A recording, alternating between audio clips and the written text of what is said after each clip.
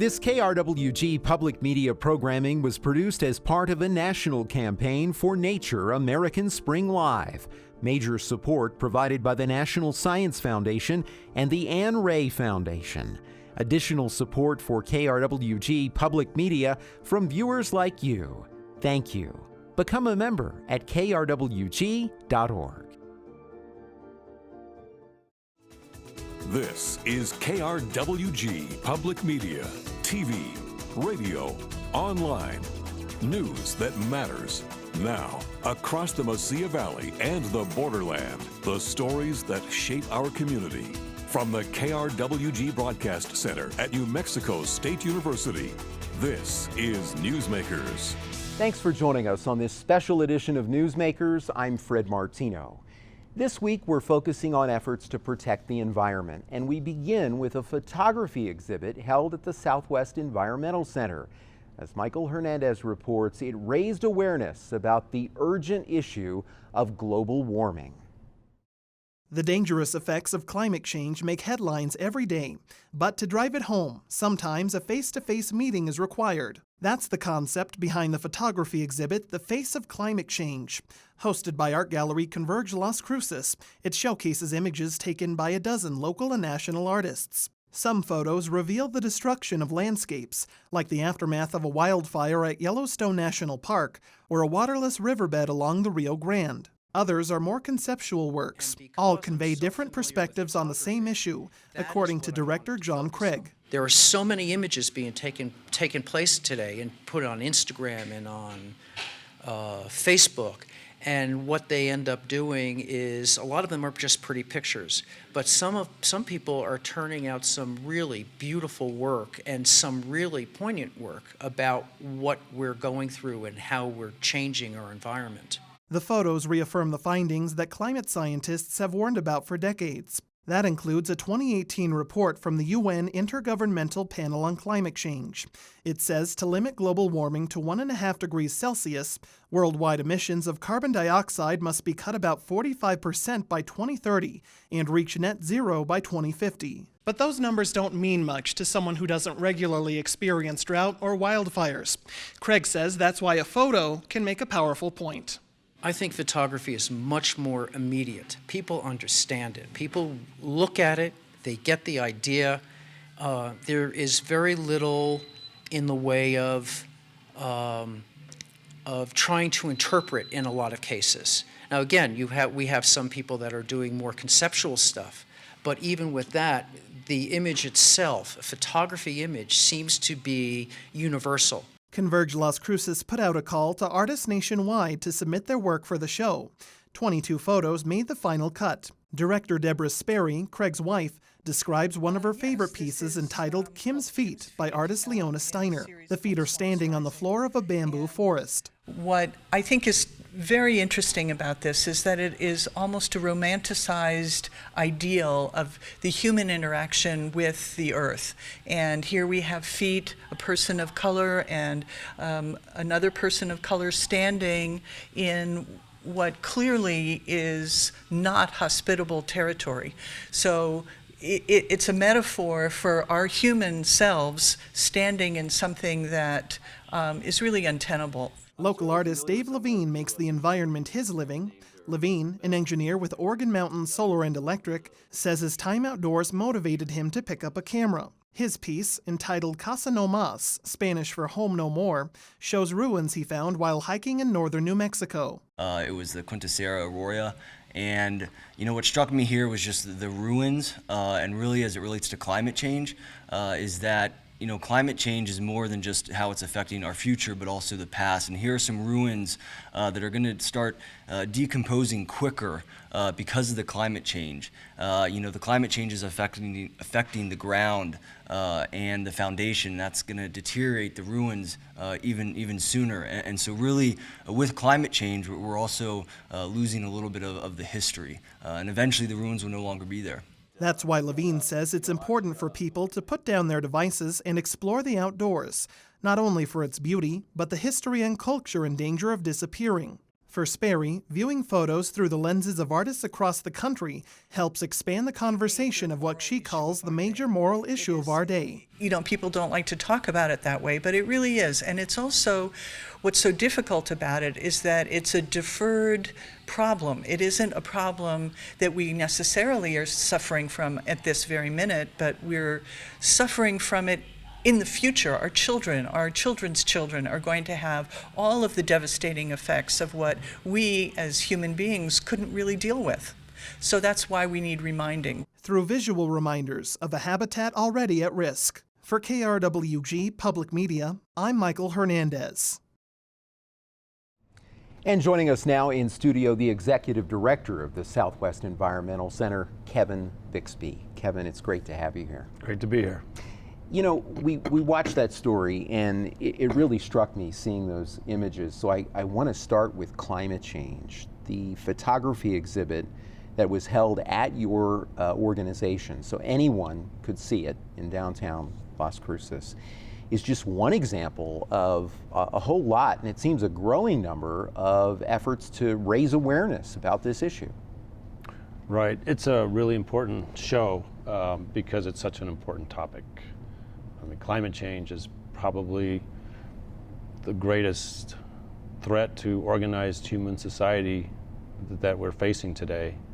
And we've procrastinated taking action for so long.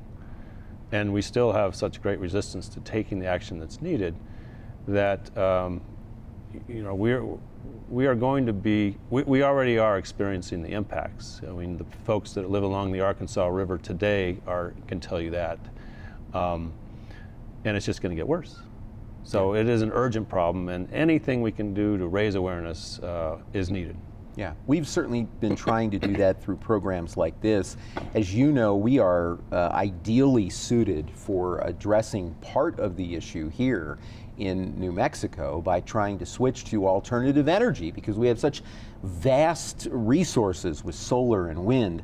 What do you think, though, is needed to make sure that New Mexico does take full advantage of this? We've had a lot of really delay on doing that. Well, New Mexico is in a very interesting position. We have abundant sunshine and wind resources, but we also have abundant fossil fuel.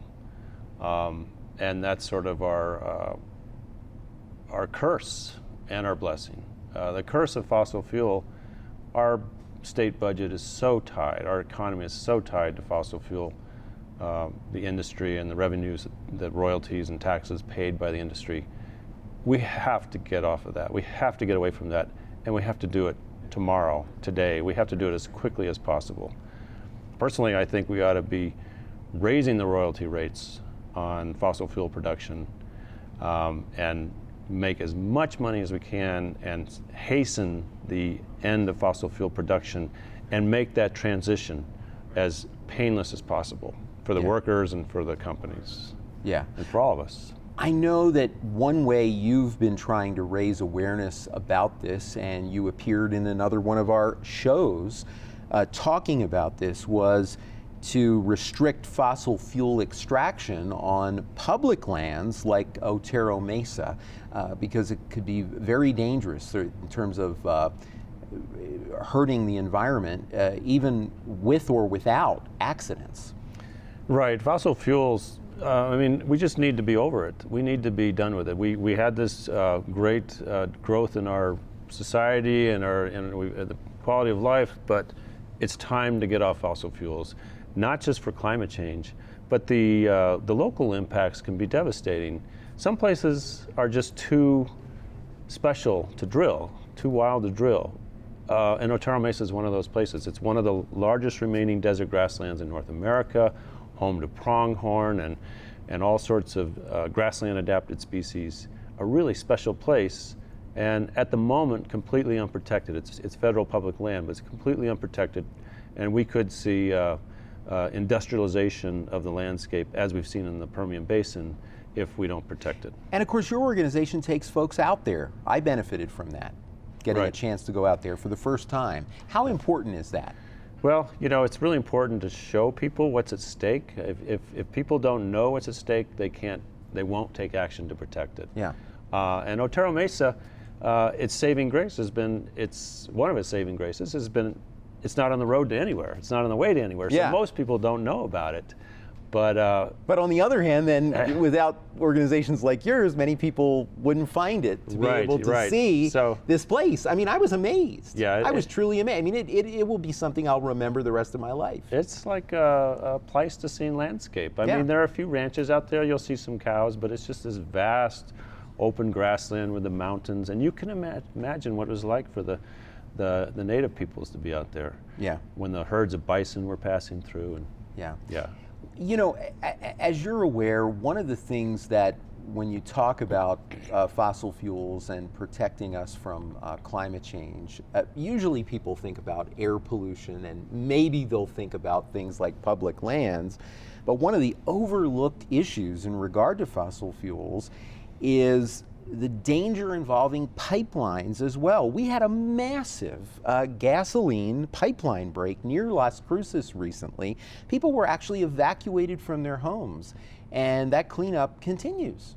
Right, and I don't think they're just evacuated; they're gone. Yeah, the company bought up those properties. Sure. And they're permanently relocated. Yeah. Pipelines break all the time. Yeah. I mean, it's just time that we transition away from fossil fuels as quickly as we can. Yeah. I know another issue that you're working on that has been in the news a great deal, especially in the last year, is looking at the border wall as well. That this, just like climate change, is a factor for wildlife and for habitat. You're very concerned about that, extending this border wall. Tell me about that. Well, the border wall has devastating impacts to wildlife. Wild animals need room to roam. They need room to move across the landscape to find water and food and mates and all the resources they need to survive. It's just like we need to be able to get in our car and drive to our jobs or school, to the grocery store. Same with animals. And a wall prevents them from doing that, and it divides populations of wild animals into smaller populations, which are more likely to go extinct. If there was some huge national security issue at stake, sure, I might concede that wildlife maybe isn't as important, but that's not the case here. What we're trying to do is a Band-Aid approach to a problem that's much deeper. We're seeing people come up from Guatemala and Honduras and El Salvador, families that are fleeing violence and poverty, and they're fleeing the effects of climate change. And that's only going to continue. Yeah. So a wall is not going to stop that. Yeah. But a wall will harm wildlife. Okay. Of course, another thing that harms wildlife are things that, until I moved here, I had never even heard of before.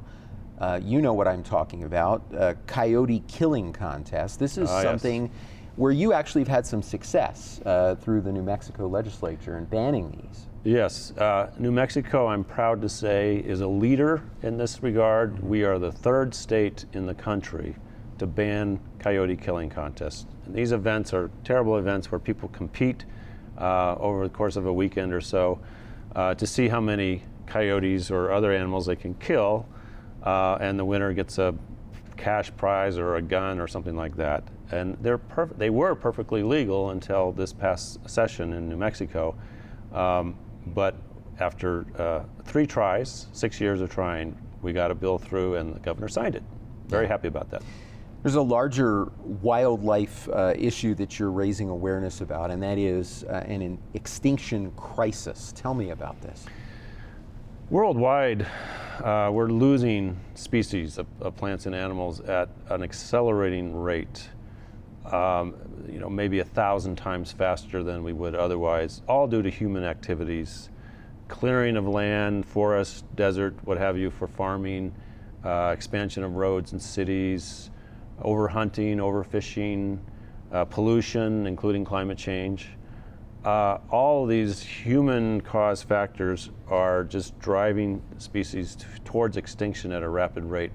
And the United Nations just came out with a report a couple weeks ago, actually about a month ago, estimating that up to 1 million species of plants and animals may be at risk of extinction due to human activities. And that's probably 1/8 of all life on the planet. So, 1/8? 1/8, yeah. There's an estimated 8 million species on the planet, and 1 million of them are at risk of extinction due to human activities. And that was not even in the news cycle more than a day, and a lot of news organizations didn't even cover that. There was tough competition with the royal baby being born around the same time. I mean, that says it all, doesn't it? It does. Really. The media is part of the issue here, raising awareness. Yeah, and people have a hard time grappling with these huge, overwhelming problems, and that's a huge problem. We have to take action now on that. On the plus side, part of what you do in taking action that I think is so impactful is you get people actually involved, and I know that includes efforts to restore habitat. Tell me about the La Mancha Wetland Project. The La Mancha Project is a project that the Southwest Environmental Center has undertaken. We've got 3 acres of land along the Rio Grande, and we are restoring wetland habitat, particularly to benefit native fishes that were in the Rio Grande. And we've done we excavated a pond, we have water rights, we planted a lot of native plants, and it's a beautiful little lush oasis in the desert. And we don't have many of those. No, we used to. The Rio Grande Valley, prior to settlement and clearing for agriculture and cities, was this amazing mosaic of natural communities, cottonwood bosques and wetlands and meadows. It was an amazing place and very important for wildlife. That's so interesting. How about the Rio Grande? Tell me about the health of the river and what you're doing to protect it. So the Rio Grande has been a long-suffering, hard-working river for a long time. We've really transformed the natural river ecosystem in southern New Mexico, and it's allowed for our agricultural economy to develop, but it's really been at the expense of the natural world. Wildlife and habitats. We've lost probably 99% of the natural habitats I described, the bosques, the wetlands, etc. We've also lost 2/3 of our native fishes that once lived in the river, 2/3 of the native fish species. So the La Mancha wetland is in part an attempt to restore, to undo some of that damage, but also to provide a model of what could be done. Yeah, and that's so important right now. Certainly, the Rio Grande, just one of the waterways at risk. We've talked a lot about the Gila River as well, done some specials on that, and Governor Lujan Grisham has pledged to no longer pursue diversion. Where do you think this is going to go? Well, I certainly hope it does not end in a diversion. That would be a true tragedy. The Gila River in New Mexico is one of the few undammed, unspoiled rivers left in the West. So it would be a real, and given the amount of water we're talking about that would be diverted, which is a paltry amount of water compared to the water needs of this area, it just, in my mind, would absolutely not make sense to harm the river that way. Okay. Well, finally, in our final minutes here, I'd like to get your reaction to efforts by scientists and others to encourage people to become involved on many fronts by becoming a citizen scientist. I've been so thrilled that KRWG has been able to be involved in raising awareness about this. This is something I knew very little about before pursuing this broadcast project, and fortunately getting a grant to make it great. People track everything from precipitation to the number of pollinators in a given area in order to help understand how things are changing. Yes, it's hugely important. It's important in order to increase the number of people that are out there gathering the information but it's also a great way to engage people in learning about and protecting the natural world. Yeah, and you do a great job of that with these trips. I enjoyed the Otero Mesa so much, I want to go back out there again when there's a spot on the bus. We will have another trip in the fall. Kevin, thanks so much for being with us. Thank you. Thank you very much. Finally this week, tracking data, as we said, that tells us about the health of our environment. Citizen science projects encourage everyday people to get involved in collecting data. KRWG Public Media and the Las Cruces Museum of Nature and Science hosted a workshop on the topic. As Michael Hernandez reports, community members learned about some of the projects available. Counting the number of birds in your backyard or bees in your garden isn't rocket science. It's citizen science, an activity people of all ages and abilities can join. A handful of residents met at the Munson Senior Center to learn about a few of the many citizen science projects out there. We'll get to the more important stuff, which is what is citizen science? Is this a term that you're familiar with? Stephanie Hawkins is the education curator for the Las Cruces Museum of Nature and Science. Hawkins says some people can feel intimidated by science or that it's not for them, but she says science is for everyone. That's also the message of American Spring Live, a special broadcast by Nature showcasing how springtime varies nationwide due to climate change. It's not all up to the experts. You can play a part too and become a citizen scientist in pursuit of critical data on the science of spring. Through resources like SciStarter, a database of thousands of science projects, and Nature's Notebook, a national plant and animal phenology observation program, Hawkins says getting started is simple. It's really easy. It's things that we do every day, like look out the window and notice that there are new birds at our bird feeder that we haven't seen before. What are they?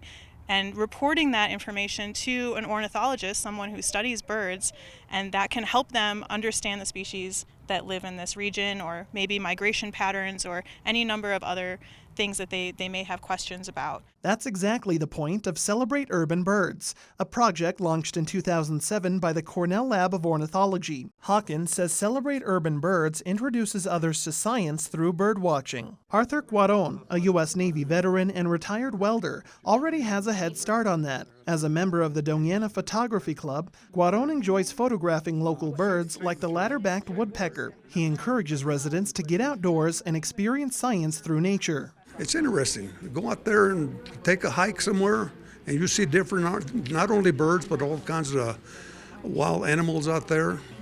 And the areas right here around town, Las Cruces, you got the Organ Mountains out there on this side, and the other side, the Geary Springs and Dripping Springs and all those different areas. There's beautiful stuff to see out there. Naturally, discussion about birds pairs well with bees. Take the Great Sunflower Project, the largest citizen science project focused on pollinators. The effort began in 2008 to track the diversity of declining honeybee and native bee populations. Hawkins says participating is as easy as counting bees in the community garden next to the Munson Center. Just as we've been standing here, I've noticed that there are bees fluttering around the flowers behind me, and they could sit here for a few minutes and pick a patch of flowers and count the number of bees that land on those flowers, write it down in a notebook, and then when they have a chance to get to a computer later on, log on to greatsunflower.org and enter that data online, and then that will count towards that bee research study. If we didn't have bees, we wouldn't have produce. Another nature enthusiast, Betty Jane Bideled, says her career as a speech-language pathologist didn't give her much chance to study non-human biology. Now retired, Bideled is eager to learn more about the environment and potentially join Celebrate Urban Birds. I think I'm most interested in the bird survey, partly because I'm in the process right now of redoing my backyard. I have been thinking of attracting birds and butterflies, and so by learning more about what the studies are, I will probably be better able to select plants, etc., that will feed my observations of butterflies and birds. Whether it's tracking birds, bees, or other animals, Hawkins says taking part in large-scale projects can help people better understand how science works. I think it's really important because it increases science literacy. So the more you're involved in your environment and learning and asking questions and making observations, the more you're going to understand what's happening around you. And that creates a more engaged community, or a more engaged self. And the more we are all involved in what's happening around us, the more of an impact we can make so that we can leave a better world for our kids. A better world for kids, adults, and the countless species inhabiting the planet. For KRWG Public Media, I'm Michael Hernandez. Great job, Michael, and thanks to Stephanie at the museum for partnering with us on this project. That is our time for now. Join us this week on KRWG Radio. Every weekday, it's Morning Edition from 5 to 9, Fresh Air at 11, followed by Here and Now, noon to 2, and All Things Considered, 4 to 7. KRWG News is always online at krwg.org, and we'd love to hear from you. Email us with your story ideas and video submissions. The address is feedback@nmsu.edu. For all of us at KRWG News, I'm Fred Martino. Have a great week. We'll see you next time on Newsmakers.